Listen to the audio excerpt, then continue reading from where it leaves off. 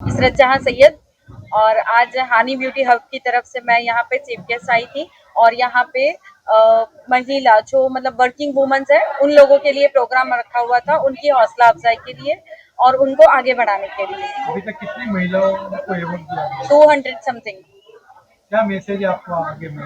बस ऐसे ही आगे बढ़ते रहो, अपना करियर पे फोकस करो। मेरा नाम हिना शेख है। और किस तरह का प्रोग्राम कहाँ पर रखा गया है? ये जीवन भारती स्कूल में है, रोटरी हॉल में।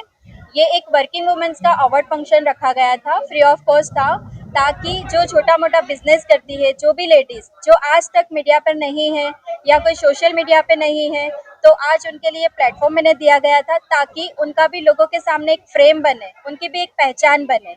इस वजह से हमने ये वर्किंग वुमेन्स का अवार्ड फंक्शन रखा था। નમસ્તે, મારું નામ PSI NM Prajapati, Mothwala police station ખાતે ફરજ બજાવું છું।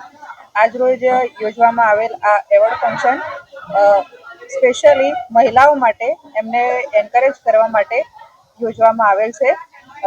જે પોતાના રીતે સ્ટાર્ટઅપ કરેલા છે, બધા પોતપોતાના વિભાગમાં મેકઅપમાં છે, બ્યુટિશિયન છે, પોતાના રીતે જે ઘર સાથે સંભાળીને બધું કરે છે એના માટે યોજવામાં આવેલ છે।